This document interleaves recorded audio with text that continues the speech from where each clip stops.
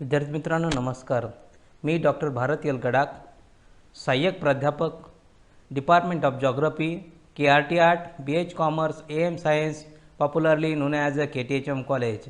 विद्यार्थी मित्रांनो, आपण SYBAच्या सेमिस्टर 3चा पेपरचा कोड आहे आपला GG 220 जॉग्रफी ऑफ महाराष्ट्र म्हणजेच महाराष्ट्राचा भूगोल.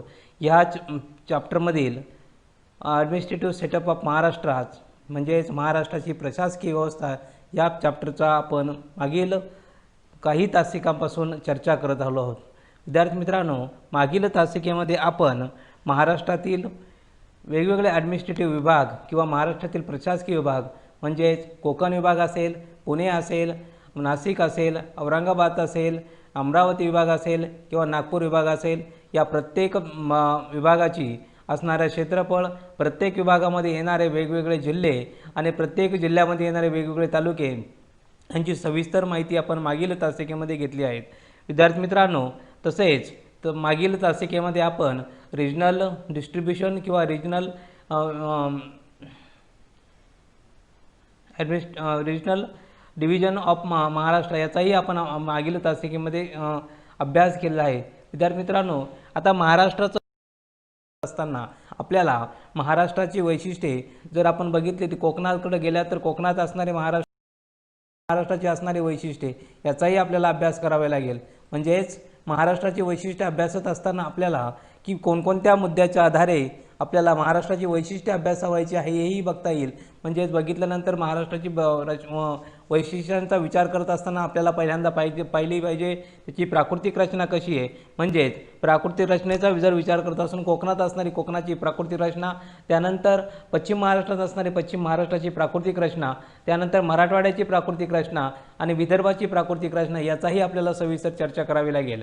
त्यानंतर नदी प्रणाली असेल, म्हणजे पश्चिम वाहिनी नद्या असतील किंवा पूर्ववाहिनी नद्या असतील, या प्रत्येक नदीची असणारी वैशिष्ट्ये असतील किंवा त्यानंतर महाराष्ट्रात उगम पावणाऱ्या नद्या असतील, त्यांना येऊन मिळणाऱ्या उपनद्या असतील, याचाही विचार करणे आपल्याला अंगीभूत महत्त्वाचं ठरणार आहेत.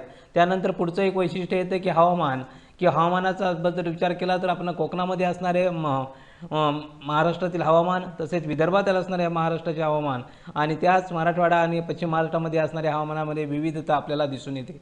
त्यानंतर मृदेच्या बाबतीत जर बघितलं गेलं तर मृदा ही कोकणामध्ये असणारे वेगवेगळ्या प्रकारची मृदा सापडते, महाराष्ट्रात असणारे मराठवाड्यात वेगळ्या प्रकारची मृदा सापडते. म्हणजेच मृदेचं ही वैशिष्ट्य आपल्याला दिसून येईल.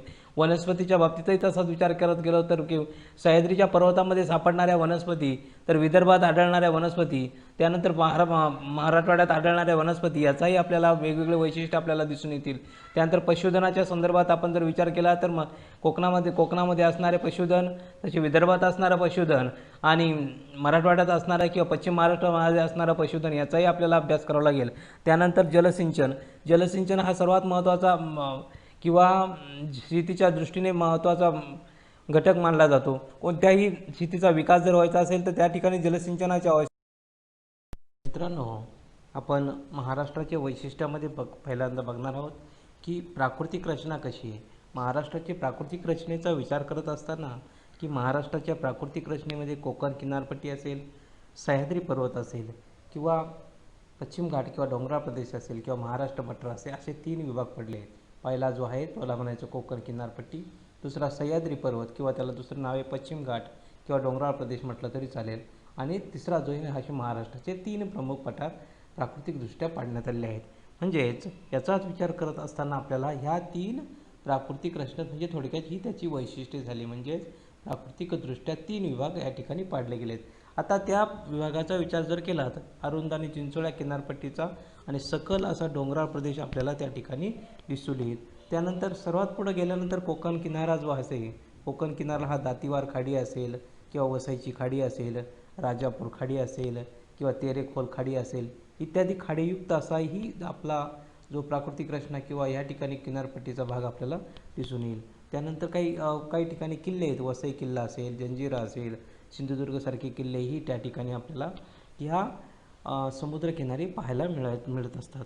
म्हणजेच त्यानंतर पुढे गेल्यानंतर किनारपट्टीला समांतर असला आपला सह्याद्री पर्वत आहे आणि पश्चिम घाट म्हणतो आपण त्याला.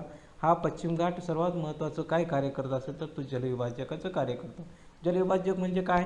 तर जलविभाजक म्हणजे दोन नद्या जलाचं विभाजनाचं काम करणं म्हणजे पूर्ववाहिनी नद्या आणि पश्चिमवाहिनी नद्यांचा जलविभाजक म्हणून सह्याद्री पर्वताची ओळख आपल्याला सांगता येईल. थोडक्यात म्हणजे सह्याद्री पर्वत हा जलविभाजक म्हणून आपण संबोधलं गेलं पाहिजे. गोदावरी किंवा कृष्णा नदी ह्याप्रमाणे तिच्या अनेक उपनद्या या सह्याद्री पर्वतामध्ये उगम पावलेल्या आहेत. पण सह्याद्री पर्वतामध्ये उगम पावून त्या बंगालच्या उपसागराला मिळतात. पण कळसुबाई, साल्हेर, सप्तशृंगी अशी काही काही मोठी शिखरं आहेत. ते शिखरंही आपल्याला या ठिकाणी ह्याच प्राकृतिक रचनेमध्ये आपल्याला एक सांगत असतात. त्यानंतर काही थोडे मोठे काही घाटमाथे आहेत. उदाहरणार्थ माथेरान असेल, महाबळेश्वर असेल, पाचगणी असेल, यासारखे काही घाटमाथेसुद्धा त्या ठिकाणी प्रसिद्ध आहे. त्यानंतर काही घाट पण आहेत. आता घाट म्हणजे का थळघाट असेल, बोरघाट असेल, पोंडा घाट असेल, यासारखी घाटही म्हणजे ह्या प्राकृतिक रचनेमध्ये येऊ जातात. त्यानंतर सह्याद्रीपासून शंभू महादेव डोंगररांगा, हरिश्चंद्र बालाघाट डोंगररांग, त्यानंतर सातमाळा डोंगररांग, या डोंगररांगाही या पठारावर पसरलेल्या आहेत. म्हणजेच आणि असा हा थोडक्यात सह्याद्री पर्वत किंवा पश्चिम घाटाचा हा डोंगराळ प्रदेशाचा आपण विचार करतोय. त्यानंतर बराचसा भाग दख्खनच्या पठाराने व्यापला आहे. म्हणजे आपलं जे महाराष्ट्र पठार हे दख्खनच्या पठाराचाच एक भाग आहे. त्या महाराष्ट्राच्या पठारावर आपल्याला बक्काच व्यापलेला असल्यामुळे डोंगर रांगावर अहमदनगर पठार असेल, सासवडचं पठार असेल, औंध पठार असेल, बुलढाणा पठार असेल किंवा मालेगाव पठार असेल किंवा तोरणमाळसारखी पठारे असेल, अशा वेगवेगळ्या पठारांनी असा महाराष्ट्राचा हा पठार हे व्यापले गेले आहेत. म्हणजे अशा प्रकारे प्राकृतिक रचनेचे आपल्याला 3 भाग करता येतील: कोकण किनारपट्टी, सह्याद्री पर्वत आणि महाराष्ट्र पठार किंवा सह्याद्री पर्वताचा किंवा पश्चिम घाटाचा जो भाग येतो त्याला. अशा प्रकारे प्राकृतिक रचनेने ह्या 3 गोष्टी आपल्याला समजू शकतात की प्राकृतिक रचनेमध्ये कोकण किनारपट्टी कशी आहे, सह्याद्री पर्वत किंवा पश्चिम घाटाचा भाग कसा आहे आणि महाराष्ट्र पठार म्हणजे महाराष्ट्र पठारावर असणारे वेगवेगळे पठारं कोणकोणती किंवा तो दख्खनच्या पठाराचा भाग आहे असंही आपल्याला या ठिकाणी नमूद करता येईल. अशा प्रकारे या ठिकाणी हे झालं महाराष्ट्राचं पहिलं वैशिष्ट्य की त्याची प्राकृतिक रचना कशी आहे. त्यानंतर आपण प्राकृतिक रचनेचा पुढचा जो भाग येतो तो नदी प्रणाली. आता नदी प्रणाली म्हणजे काय? तर नदी प्रणाली म्हणजे नदीला येऊन मिळणाऱ्या वेगवेगळ्या प्रकारच्या नद्या असतात आणि त्यात उपनद्या असतील तिच्या, त्यानंतर तिला येऊन मिळणारे तिच्या छोटे नाले असतील, ह्या सर्व मिळून त्याची नदी प्रणाली तयार होत असते. आता महाराष्ट्राच्या तुम्हाला मगाशी सांगितल्याप्रमाणे सह्याद्री हा जलविभाजक आहे. म्हणजे जलविभाजकामुळे दोन नद्या चे विभाजन केले आहे. थोडक्यात पूर्ववाहिनी नद्या आणि पश्चिमवाहिनी नद्या. पूर्ववाहिनी म्हणजे ज्या पूर्वेकडे वाहतात त्याला पूर्ववाहिनी म्हणायचं. पश्चिमवाहिनी म्हणजे पश्चिमेकडे वाहतात म्हणजे पश्चिमवाहिनी म्हणायचं. अशा या सह्याद्रीच्या किंवा पश्चिम घाटामुळे हे ह्या पश्चिम घाटात जलविभाजकामुळे पूर्ववाहिनी आणि पश्चिमवाहिनी अशा 2 नद्यांचे प्रकार आपल्याला त्या ठिकाणी पाहावयास मिळतात. आता ह्यात सातमाळा डोंगररांगा असेल किंवा अजिंठा डोंगररांगा असेल किंवा हरिश्चंद्र बालाघाट डोंगररांगा असेल किंवा शंभू महादेव डोंगररांगा असेल, हे त्याचे उपजलविभाजक म्हणजे थोडक्यात हे सुद्धा जलविभाजकाचं काम करतात. म्हणजे कोणतं सातमाळा डोंगररांग किंवा हरिश्चंद्र बालाघाट डोंगररांग, शंभू महादेव डोंगररांग हेही उपजलविभाजक म्हणून आपल्याला पाहायचं. त्यामध्ये कोणकोणते येतात अनुक्रमाने गोदावरी असेल, भीमा असेल, कृष्णा असेल, त्यानंतर ह्या पूर्वेकडे वाहणाऱ्या नद्या ही आपल्याला माहिती आहे की गोदावरी, भीमा, कृष्णा या नद्या पूर्वेकडे वाहतात. पुढे ते आंध्र प्रदेश आणि कर्नाटक वाहत जाऊन बंगालच्या उपसागराला मिळतं. हे आपल्याला माहिती आहे सर्वांना सर्वश्रुत की बंगालच्या उपसागराला मिळणाऱ्या गोदावरी, भीमा, कृष्णा या नद्या पूर्वेकडे वाहत जाऊन बंगालच्या उपसागराला मिळतात. त्याचबरोबर उत्तर महाराष्ट्रामध्ये पूर्व पश्चिम दिशेने तापी, पूर्णा, नर्मदा नदी वाहत जाते आणि तर कोकणामध्ये असणारी उल्हास नदी असेल किंवा सावित्री नदी असेल, या नद्या पश्चिमेस वाहत जाऊन अरबी समुद्राला मिळत असतात. म्हणजे ही झाली थोडक्यात महाराष्ट्राची नदी प्रणाली.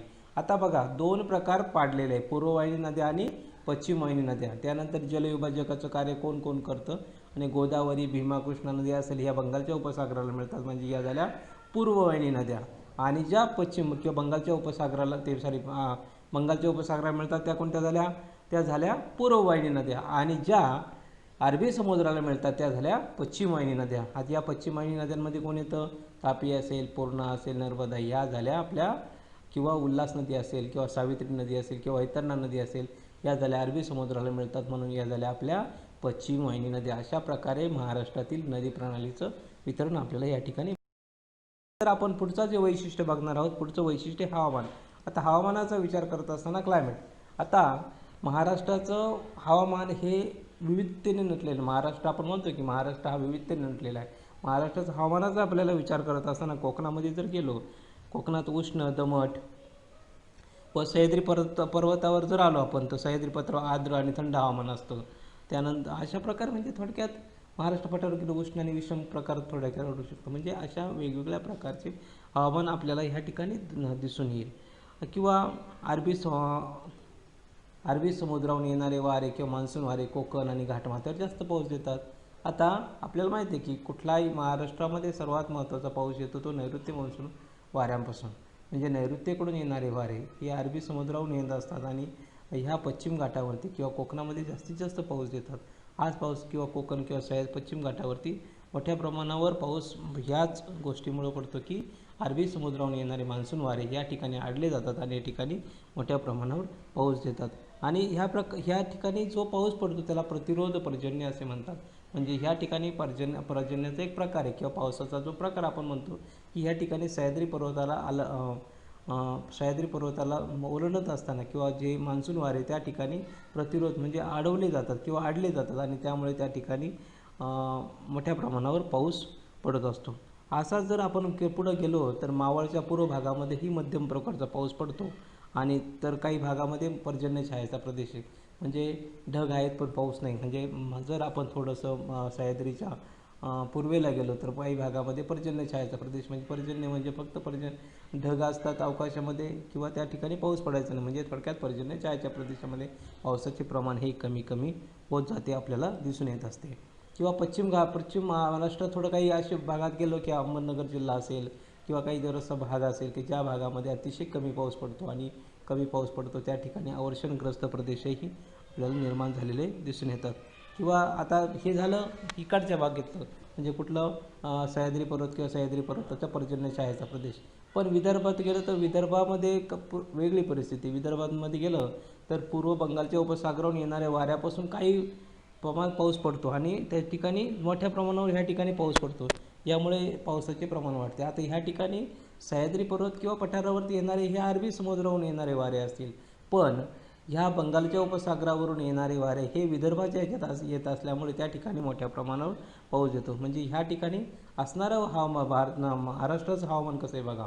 या ठिकाणी काही ठिकाणी मी तुम्हाला सांगितलं कोकणामध्ये उष्ण दमट, तर सह्याद्री पर्वतावर गेलं तर आर्द्र आणि थंड आपल्याला दिसून येईल. म्हणजे अशा प्रकारे हवामानामध्ये वेगवेगळ्या प्रकारचं व्हॅरिएशन आपल्याला दिसून किंवा विविधता दिसून येते. म्हणजे तापमानाच्या बाबतीमध्ये असेल किंवा पावसाच्या बाबतीमध्ये असेल किंवा आर्द्रतेच्या बाबतीमध्ये असेल. ह्या ठिकाणी प्रत्येक ठिकाणी म्हणजे कोकणामध्ये गेल्यावर कोकणातील असणारी परिस्थिती, पश्चिम घाटात गेल्यानंतर पश्चिम घाटातील असणारी परिस्थिती किंवा देशावर किंवा आपण जर मराठवाडा किंवा असणारा देश असेल किंवा महाराष्ट्र पठार असेल या ठिकाणची असणारी परिस्थिती ही वेगवेगळी आहे. किंवा त्यानंतर पुढं विदर्भात गेल्यानंतर विदर्भात असणारं हवामान हे वेगळं आहे. म्हणजे अशा प्रकारे हवामान हा घटक अतिशय महत्त्वाचा आहे. म्हणजे वैशिष्ट्य सांगत असताना हाही हवामानाचं एक वैशिष्ट्य आपण सांगितलं गेलं पाहिजे. अशा प्रकारे आपण हवामान हा घटक समजला असेल. आता त्यानंतर की पुढचा जो घटक आपला बघायचा आहे त्याला म्हणायचं मृदा किंवा त्याला म्हणतात सॉईल. आता या सॉईल बघत असताना आपल्याला की महाराष्ट्रामध्ये वेगवेगळ्या प्रकारच्या सॉईल्स आहे की महाराष्ट्रामध्ये गोदावरी, भीमा, कृष्णा तसेच तापी नद्यांच्या खोऱ्यामध्ये जाड तराची आणि सुपीक गाळाची सुपीक मृदा आपल्याला सापडत असते. आपल्याला स्पष्टपणे पाहावयास मिळते किंवा थोडक्यापणे सापडते. म्हणजे गोदावरी असेल, भीमा असेल, कृष्णा असेल, तापी या नद्यांच्या खोऱ्या आणि नद्यांच्या खोऱ्यांमध्ये आपल्याला माहिती आहे की या ठिकाणी सुपीक किंवा गाळाची मृदा आपल्याला सापडत असते. त्यानंतर काही भागामध्ये गेलं की पठारावर म्हणजे ज्या ठिकाणी पठार आहे त्या पठारावर काळी मृदा आपल्याला विस्तृतपणे आपल्याला त्या ठिकाणी सापडलेले आहेत. त्यानंतर काही सह्याद्री माथ्यावर गेलो कोकणात उदाहरणार्थ रत्नागिरी किंवा सिंधुदुर्ग किंवा काही पठारावर कोल्हापूर, सातारा या ठिकाणी जर गेलो तर जांभा प्रकारची मृदा आपल्याला त्या ठिकाणी दिसून येते. आता बघा गोदावरी, भीमा आणि कृष्णा ह्या ठिकाणी आपल्याला सापडली काळी सुपीक एकदम मृदा. त्यानंतर काही पठारावर आपल्याला मध्यम थराची काळी मृदा सापडली. तर काही भागामध्ये उदाहरणार्थ रत्नागिरी, सिंधुदुर्ग आणि काही सातारा, सांगली या भागामध्ये गेलो तर आपल्याला जांभ्या प्रकारच्या मृदेचा प्रकार आपल्याला त्या ठिकाणी चालला. आता कोकण किनारपट्टीवर जर गेलो आपण तर त्या ठिकाणी गाळाची जमीन उत्तर व दक्षिण दिशेने आपल्याला आढळून येते, थोडक्यात सांगता येईल. आणि कोकण किनारपट्टी म्हणजे गाळाची जमीन त्या ठिकाणी आणि थोडक्यात गाळाची मृदाही त्या ठिकाणी आपल्याला मिळेल. तर विदर्भात जर गेलो आपण तर उत्तर कोकण किंवा विदर्भाच्या पूर्व भागामध्ये गेलो तर भंडारा, चंद्रपूर, गडचिरोली ह्या जिल्ह्यामध्ये जर गेलो तर त्या ठिकाणी आपल्याला तांबडी किंवा पिवळसर प्रकारची मृदा आढळते. म्हणजेच मृदेमध्ये सुद्धा विविधता आपल्याला दिसली. म्हणजे असणाऱ्या नद्यांच्या खोऱ्यामध्ये असणारी नद्यांची सुपीक गाळाची मृदा, तर त्या ठिकाणी काही असणाऱ्या त्या ठिकाणी असणारी काळी कापसाची मृदा, तर काही भागामध्ये असणारी जांभा प्रकारची मृदा, तर काही ठिकाणी असणारी आपल्याला पिवळसर किंवा तांबडी मृदा ही आपल्याला त्या ठिकाणी दिसून येईल. म्हणजे अशा मृदेचा सुद्धा विविधता आपल्याला महाराष्ट्रामध्ये दिसून. म्हणजे हे एक सुद्धा आपल्याला मृदेच्या बाबतीमध्ये किंवा महाराष्ट्राचे वैशिष्ट्य आपल्याला सांगता येईल की हे एक सुद्धा वैशिष्ट्य आहे की मृदेचं आपल्याला एक वैशिष्ट्य वैशिष्ट्य बघितल्यानंतर आपण पुढे जाणार आहोत की मृदेवरती अवलंबून असणारं जे पुढचं घटक येतो म्हणजे वनस्पती. आता वनस्पतीचा हे एक वैशिष्ट्य कसं होऊ शकतं तर बघा, आता वनस्पतीचं वैशिष्ट्य बघत असताना आपल्याला की उष्णकटिबंधीय सदाहरित अरण्य सावंतवाडी भागात असून वनस्पतीचे दाट आच्छादन त्या ठिकाणी आपल्याला दिसून येईल. म्हणजे या भागामध्ये सावंतवाडी म्हणजे त्या ठिकाणी उष्णकटिबंधीय सदाहरित अरण्य. आता अरण्याचे काही प्रकार असतात, उष्णकटिबंधीय सदाहरित अरण्य, पानझडी अरण्य, काटेरी वनस्पती, त्यानंतर अशा वेगवेगळ्या प्रकारचे असतात. पण सध्या उष्णकटिबंधीय सदाहरित अरण्य जर बघायचे असतील आपल्याला तर महाराष्ट्रामध्ये किंवा दाट आच्छादन जर बघायचं असेल तर आपल्याला सावंतवाडी विभागात जावे लागेल. किंवा निम्न सदाहरित अरण्य जर बघायचे असेल तर आपल्याला कोकणात किंवा कोकणाच्या घाटमाथ्यावर आपल्याला दिसून येईल. त्या ठिकाणी पाईन असेल, वेगवेगळ्या प्रकारची नाना प्रकारची आईन किंवा प्राईन या प्रकारची वृक्ष आपल्याला त्या ठिकाणी दिसून येईल. किंवा त्यानंतर पुढे जर गेलो उष्णकटिबंधीय सदाहरित अरण्य आपल्याला किंवा उपउष्णकटिबंधीय सदाहरित अरण्य जर बघायचे असेल आपल्याला तर आपण महाबळेश्वरला जाऊ, पाचगणीला, या भागामध्ये अंजन, हिरडा किंवा ह्या प्रकारच्या वेगवेगळ्या प्रकारच्या वनस्पती किंवा वृक्ष आपल्याला त्या ठिकाणी पाहावयास मिळतात. म्हणजे हे झाले बघा वनस्पतीच्या बाबतीत सुद्धा किती विविधता आहे. म्हणजे सावंतवाडी भागात असेल तर उष्णकटिबंधीय सदाहरित अरण्य, त्यानंतर कोकणच्या घाटमाथ्यावर असेल तर निम्न सदाहरित वर्ण, आणि जर आपण महाबळेश्वर किंवा ह्या भागामध्ये महाबळेश्वर किंवा पाचगणी भागात गेलो त्या ठिकाणी उपउष्णकटिबंधीय सदाहरित अरण्य आढळतात. म्हणजे प्रत्येक ठिकाणी वनस्पती किंवा प्रत्येक ठिकाणी असणारी विविधता आपल्याला त्या ठिकाणी दिसत असते. किंवा पर्जन्य छायेच्या प्रदेशात गेलो किंवा पूर्व विदर्भामध्ये जर आपण गेलो तर पूर्व विदर्भात गेल्यानंतर त्या ठिकाणी पानझडी अरण्य असून येतात. आणि पानझडी अरण्य हे आर्थिकदृष्ट्या म्हणजे त्यात सागवान हा असा एक घटक आहे, त्याचाही त्या ठिकाणी उपयोग होतो. किंवा देशावरच्या काही कमी पावसाच्या प्रदेशामध्ये पानझडी वृक्ष असतात. उदाहरणार्थ खैर असेल, बेल असेल, त्यानंतर बाबूळ असेल, असे वेगवेगळ्या प्रकारचे महत्त्वाचे वृक्ष आहे. त्याचप्रमाणे पश्चिम महाराष्ट्र असेल, मराठवाडा असेल किंवा विदर्भामध्ये काटेरी वनस्पती, बाबूळ, हिवर किंवा ही वृक्ष आपल्याला आढळून येतात. म्हणजे वनस्पतीच्या बाबतीत सुद्धा आपण जर बघितलं तर महाराष्ट्र हा वैशिष्ट्यपूर्ण आहे. म्हणजे उष्णकटिबंधीय उष्णकटिबंधीय सदाहरित वनस्पती त्या ठिकाणी आहे, निम्न सदाहरित वनस्पती आहे, त्यानंतर उपउष्ण सदाहरित वनस्पती पण त्या ठिकाणी आहे, त्यानंतर आर्द्र पानझडी वनस्पती पण आहे, त्यानंतर कमी पावसाच्या प्रदेशात किंवा त्याला आपण वृक्ष अशा पानझडी वनस्पती आहे, काटेरी वनस्पती पण त्या ठिकाणी आहेत. म्हणजे अशा वेगवेगळ्या प्रकारच्या वनस्पतींनी असा हा महाराष्ट्र नडलेला आहे. म्हणजे हे एक आपल्याला त्याचं महत्त्वपूर्ण वैशिष्ट्य आपल्याला सांगता येईल. त्यानंतर पुढे जाणार आहोत आपण पशुधनाविषयी चर्चा करणार आहोत. महाराष्ट्राच्या पशुधनाचा विचार करत असताना आपल्याला महाराष्ट्रामध्ये कोणकोणत्या प्रकारचं पशुधन असू शकतं, की पशुधन म्हणजे नेमकं काय असू शकतं, की महाराष्ट्रामध्ये असणारं पशुधनाचा आपल्याला विचार करावा लागेल. आता महाराष्ट्रामध्ये सह्याद्री पर्वत असेल किंवा दख्खनच्या पठारावरचे वेगवेगळ्या डोंगररांगा असेल किंवा सातपुडा पर्वतरांगा असेल किंवा कोकणामध्ये असणारे विविध प्राणी राहत असतात. म्हणजे सह्याद्री पर्वतात राहणारे प्राणी, दख्खनच्या पठारावरील डोंगररांगामध्ये राहणारे प्राणी, सातपुडा पर्वतरांगेमध्ये राहणारे प्राणी, अशा कोकणामध्ये वेगवेगळ्या प्रकारचे प्राणी आपल्याला दिसून येतात. म्हणजे आता जर आपण त्याचा थोडासा मागोवा घेतला की महाराष्ट्राने वन्य प्राण्यांच्या जोपासण्यासाठी काही महत्त्वाचे राष्ट्रीय उद्यानं निर्माण केली. उदाहरणार्थ चंद्रपूरला जो ताडोबा आहे, त्या नागपूरला पेंच, भंडाऱ्याला गेलं तर नवेगाव सापडतं, मुंबईला आलं तर बोरीवली आहे, अमरावतीला गेलं तर गुगामल आहे. म्हणजे अशा प्रकारे या ठिकाणी आपल्याला ही काही हे अशा प्रकारचे राष्ट्रीय उद्यानं ही महाराष्ट्र सरकारने निर्माण केले. काही महाराष्ट्रामध्ये जवळजवळ अभयारण्य 22 प्रकारचे अभयारण्य आहेत. त्यापैकी काही असतील तर त्यामध्ये अरण्यामध्ये मेळघाट असेल, व्याघ्र प्रकल्प आहे. नगरला गेलं तर माळढोक पक्षी प्रादुर्भाव जाणतो. राधानगरी किंवा कोल्हापूरला आपण गेलो तर राधानगरी गेलो तर त्या ठिकाणी आपल्याला कोणता बसतो, व्याघ्र स्वरूपाचा, गवा स्वरूपाचा वाटू शकतो. म्हणजे अशा वेगवेगळ्या प्रकारचं पशुधन महाराष्ट्रामध्ये आहेत. म्हणजे महाराष्ट्रालाही पशुधनाच्या बाबतीत जर विचार केला आपण तर त्या ठिकाणी विविधता आपल्याला दिसून किंवा वैशिष्ट्यपूर्ण असं एक वैशिष्ट्य आपल्याला महाराष्ट्राचं पशुधनाच्या बाबतीतही दिसत असतं. म्हणजे शेती व्यवसायाच्या दृष्टीने जर बघितलं गेलं तर शेती व्यवसाय असेल किंवा वेगवेगळे पशुपालन व्यवसाय असेल किंवा दुग्ध व्यवसाय असेल किंवा कातडी उद्योग असेल किंवा मांस उद्योग असेल, ह्यामध्ये हे उद्योगधंदे ही प्रामुख्याने आपल्या ह्या पशुधनावर अवलंबून आहेत. म्हणजे कोकणामध्ये असणारं पशुधन, पश्चिम महाराष्ट्रावर असणारं पशुधन, जरी अमरावती विभाग असेल किंवा विदर्भ असेल तर विदर्भात असणारं पशुधन यामध्ये वेगवेगळ्या प्रकारचा फरक आहे. किंवा त्या ठिकाणी असणाऱ्या शेती व्यवसायासाठी असेल, शेती व्यवसायासाठी असणारा दृष्टीने असणारे जे पशु लागतात ते, म्हणजे शेती व्यवसाय करण्याच्या दृष्टीने किंवा पशुपालन व्यवसाय करायचा असेल तर त्या ठिकाणी असणारे जे पशुधन हेही अतिशय महत्त्वाचं आहे. म्हणजेच कातडी उद्योग असेल, मांस उत्पादन उद्योग असेल किंवा दुग्ध उत्पादन असेल, याही पशुधनाच्या आधारे हे केले जात असतात. म्हणजे महाराष्ट्रामध्ये अशा प्रकारे ही पशुधन हेही एक महत्त्वाचं आपल्याला हे सांगता येईल की हे एक महत्त्वाचं वैशिष्ट्य आहे. त्यानंतर आता हे झालं की आता किनारपट्टीवर गेलो आपण तर किनारपट्टीवर खाऱ्या किंवा अंतर्गत भागात गोड्या पाण्याची मासेमारी चालते. म्हणजे खाऱ्या पाण्याची म्हणजे समुद्रकिनाऱ्यावरती समुद्रात किंवा समुद्राचा महाराष्ट्राच्या ज्या ठिकाणी महाराष्ट्र किनारपट्टी लावली त्या ठिकाणी खाऱ्या पाण्यात किंवा अंतर्गत भागात गोड्या पाण्याचे सरोवर, म्हणजे उदाहरणार्थ ज्या ठिकाणी नदी असेल किंवा तळे तयार केले असेल त्या ठिकाणी गोड्या पाण्याच्या मासेमारी ही आपल्याला दिसून येईल. त्यानंतर आपल्याला पुढं जाऊन ते असणारे जलसिंचनाची व्यवस्था काय किंवा जलसिंचन काय आहे महाराष्ट्रामध्ये आपण बघतो की मगाशी बघितलं हवामानाचा विचार करत असताना बघितलं आपण की कोकण असेल तर कोकणात मोठ्या प्रमाणावर पाऊस पडतो, विदर्भ असेल तर विदर्भात मोठ्या प्रमाणावर पाऊस पडतो, पश्चिम घाटामध्ये पाऊस पडतो. पण पश्चिम महाराष्ट्र असेल किंवा पश्चिम महाराष्ट्राचा काही पर्जन्यछायेचा प्रदेश असेल किंवा मराठवाडा असेल किंवा मराठवाड्याचा काही प्रदेश म्हणजे औरंगाबाद असेल, जालना असेल, ह्या प्रदेशामध्ये अतिशय कमी पाऊस पडतो.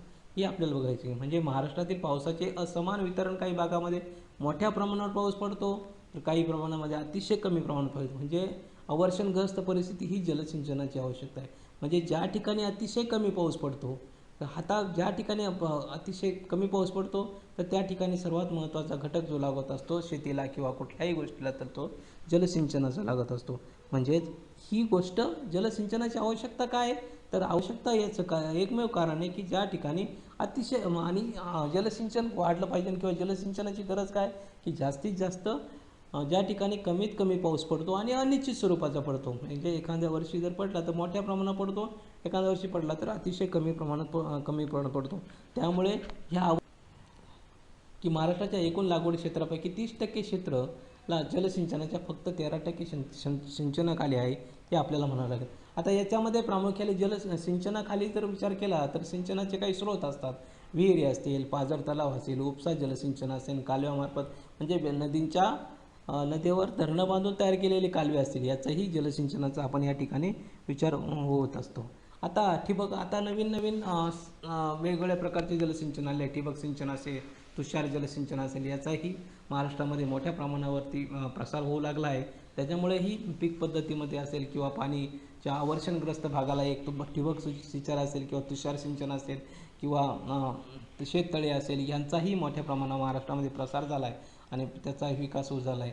आता जलसिंचन विहिरी असेल किंवा कालवे असेल हे जलसिंचनाची मोठी वाटा आहे आपल्याला माहिती आहे. आता महाराष्ट्रामध्ये मोठमोठे प्रकल्प तयार करण्यात आले.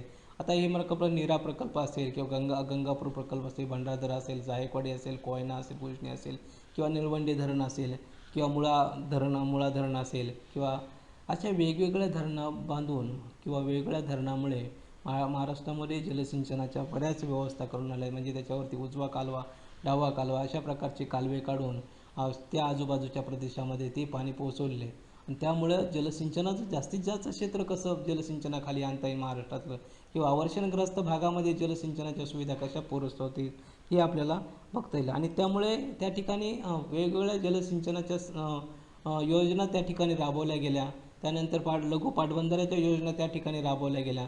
त्यामुळे जास्तीत जास्त मोठ्या प्रमाणावर जलसिंचनाची समस्या वर्षणग्रस्त भागात असेल किंवा ज्या ठिकाणी अतिशय कमी स्वरूपात पाऊस पडतो त्या ठिकाणी असेल, त्या ठिकाणी जलसिंचनाच्या सुविधा पुरविल्यामुळे मोठ्या प्रमाणात क्षेत्र हे जलसिंचनाखाली येत आहेत. किंवा शेती आज जर विचार केला तर मोठ्या प्रमाणावर महाराष्ट्रामध्ये शेतीला पाणी पुरवठा होत असतो आणि ह्या पाणी पुरवठा होत असल्यामुळे जास्तीत जास्त मोठ्या प्रमाणात जलसिंचनाच्या सुविधा निर्माण झाल्यामुळे ही जलसिंचनाचे वेगवेगळे प्रकार आल्यामुळे, जलसिंचनामध्ये नवनवीन संशोधन आल्यामुळे, नवनवीन संशोधनाचे केल्यामुळेही महाराष्ट्रामध्ये मित्रांनो आज आपण महाराष्ट्राचे वैशिष्ट्य बघत असताना प्राकृतिक रचना हे त्याचं वैशिष्ट्य, नदी प्रणाली, हवामान, मृदा, वनस्पती, पशुधन, जलसिंचन असे हे 7 घटकांचा आपण अभ्यास केला आहे. आता ह्या 7 घटकांचा अभ्यासत असताना की प्राकृतिक रचना कशी होती, नदी प्रणाली काय आहे, त्यानंतर हवामान कसं होतं, मृदा काय आहे, वनस्पती, पशुधन, जलसिंचन ह्या गोष्टीचा आपण या ठिकाणी विचार केला आहे किंवा अभ्यास केला आहे. तर विद्यार्थी मित्रांनो ह्या महाराष्ट्राची वैशिष्ट्य याविषयी कोणाच्या मनात काही शंका असेल, कोणाच्या मनात काही प्रश्न निर्माण झाले असेल, या ठिकाणी माझा ईमेल ID दिला आहे bharatgadak@kthchamkole.ac.in यावरती आपण मेल करू शकता. धन्यवाद.